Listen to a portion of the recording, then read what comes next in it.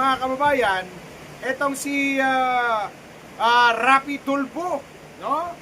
Senator Rapi Tulfo nangunguna sa survey bilang top performing senator. Wow! Sana all! Tulfonatic, sana all talaga. Talaga lang na kayo ay top 1 bilang performer, senator. Grabe mga kababayan, Basahin natin mga kababayan ang sinasabi dito sa nagre-report dito mga kababayan. Ayan sabi dito, Senator Rapi Tulfo nangunguna sa survey bilang top performing senator. Wow! Top performing senator talaga. Etong si Rapi Tulfo, talaga lang. Di ba? Nakikita nyo dyan mga kababayan, So ito mga kababayan, tingnan natin, Ayan yun. Yan yung top performer daw siya mga kababayan. Ayan, makikita nyo mga kababayan, Top performer, ang Rapi Tulfo. Wow, sana all talaga na siya ay top performer. Okay, ayon dito sa salaysay mga kababayan, ayan palalakihan natin mga kababayan na ito ay talagang ano daw siya, lumabas si Senator Rapi Tulfo bilang nangungunang senador sa panibagong WR numero research survey, habang nakatanggap naman ng mas mababang marka ang Senado bilang institusyon matapos ang ilang kontrobersyang kinasangkutan ng kapulungan.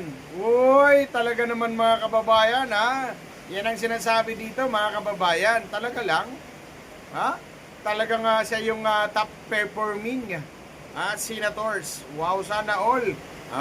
Ayon dito mga kababayan, sa June 26 Philippine Public Opinion Monitor, tinanong ang mga respondent na pumili ng hanggang tatlong incumbent senators na kanilang nakikitang may magandang performance. Nanguna si Tulfo na nakakuha ng 25% na binanggit ng mga kalahok bilang isa sa mga pinakamahusay na gumaganang senador. Oy, pinakamahusay. Excuse me. Mahusay saan? Mahusay sa pagtratraidor sa bayan. Ini-insist ay talagang ating pong inaasam na ito ay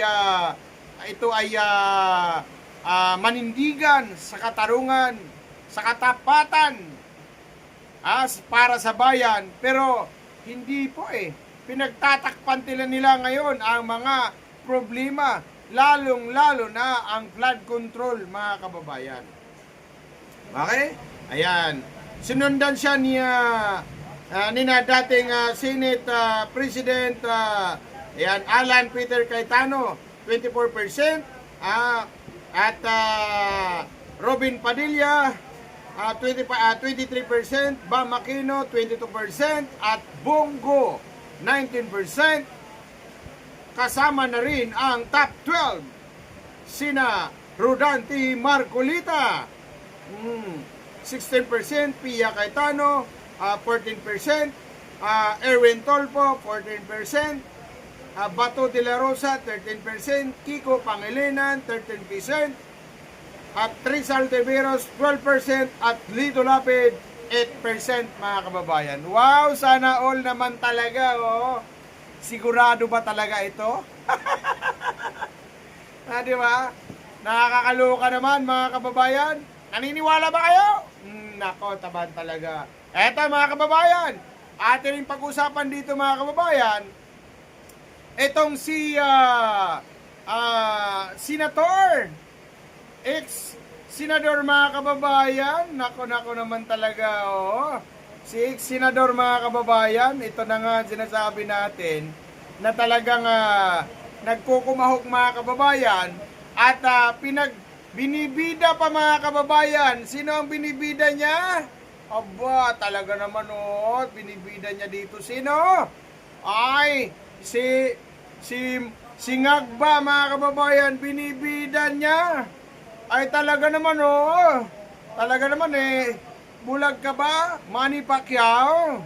Sa pangyayari ngayon, ha? Okay. O, pasok sa interview kay Manny Pacquiao. Pakinggan po natin, mga kababayan, ha? Pakinggan natin. Eto na, ha? Kasi, alam niyo naman, nung pa ako nagsisigaw ng corruption, talagang ako yan ang cancer ng bansa natin. So, maganda yung accomplishment din ng ating Pangulo, hindi lamang sa corruption, kundi pati maganda raw ang performance ng ating Pangulo. Saan banda yan? Ha? Saan banda yung kinaganda ng performance ng Pangulo? Negative 27% nga Ikaw naman na Manny Pacquiao Negative 27 nga, tapos sabi mo, magandang performance ang Pangulo? Paano? Saan? Nako naman talaga. Okay, tuloy mo sa interview. yung tugunan yung mga ibang problema like economic growth and development, lahat ng mga eto naman, economic jobs jobs daw, economic development at jobs. Economic. Aray ko naman. Jobs. Ang dami nga pong walang trabaho. Di ba? Daming walang trabaho, Manny Pacquiao. Sasabihin mo yung mga jobs. Asan yung mga jobs? Baka one job lang para sa'yo. Ang daming walang mga trabaho. Ang daming hindi nakakapasok sa trabaho. Maraming hindi nakapag-apply ng trabaho dahil walang ma-applyan. Okay, maliwanag. O, tuloy mo. Pag-provide ng jobs sa ating mga Pilipino. And then, lahat, binanggit niya kanina, so napakaganda for the President na accomplishment na masipag na Pangulo. Kita nyo, kahit anong issue. Lahat na lang binabanggit ni Manny Pacquiao, masipag. Maganda raw ang performance. Maganda ang dalo daw ng mga trabaho. At ito naman, masipag, mga kababayan. Saan banda ang sipag, mga kababayan? At hindi naman lumago ang ating bansa. Puro na lang utang. Utang ng utang, and then nakaw ng nakaw naman. Ayan, sige, tuloy mo. Maraming mga distraction sa kanyang daan, pero hindi siya nagpapatinag. Hindi niya, kumbaga, gusto ko yung ginagawa niya kasi may kasabihan niya doon sa quote ni Winston Churchill, you will never reach destination if you start with close to that. Ay, naku, ginamit niya yung Biblia, mga kababayan. Ginamit mo, pero wala po kami. Manny Pacquiao, Mr. Manny Pacquiao, wala pa yung nakikita na ikinaunlad na ng Pilipinas sa pagdadala o sa pagdadrive o sa pagtitimon nitong si Ngagba. Nako naman talaga. Manny Pacquiao, magaling ka sa boxing, hinahangaan kita, pero pagdating sa politika, mukhang hindi yata maganda dahil hindi mo yata nakikita kung ano ang tama at mali. Tuloy. what is doing, the president is doing is, hindi niya pinapansin yung mga dogs na nagpa-park. Oh, Focus na siya doon barking sa dog daw, mga barking dog. Binanata naman the bark dogs daw. The bark dog. Barking dog ang kanyang binabanat dito. Ibig sabihin, mga trolls. Diyos ko naman. Wala pa mag-criticize kung tama ang ginagawa. Anong barking dog? Na sinasabi mo. Wala pong mag-criticize kung tama ang ginagawa ng ating pamunuan ng gobyerno. Dahil kung gobyerno, tayo po yun, mamamayang Pilipino, yung namumuno sa gobyerno. Okay, tuloy mo. Pagbibigyan kita. Niya na para makarating siya doon sa kanyang paruruan at ma-accomplish na yung gusto niyang ma-accomplish. Sir, speaking of corruption, are you satisfied? Okay, tamo. Ma-accomplish daw ang gusto ma-accomplish. Anong klaseng accomplishment ang hinahangad mo, Manny Pacquiao? Ano bang accomplishment ang ginawa nitong singagba? Nagtatanong lang tayo. Baka hindi natin alam kung baka ngayon nga naman talaga accomplishment siya. What kind of accomplishment? Investigation with regards sa flood control projects that may housing representatives.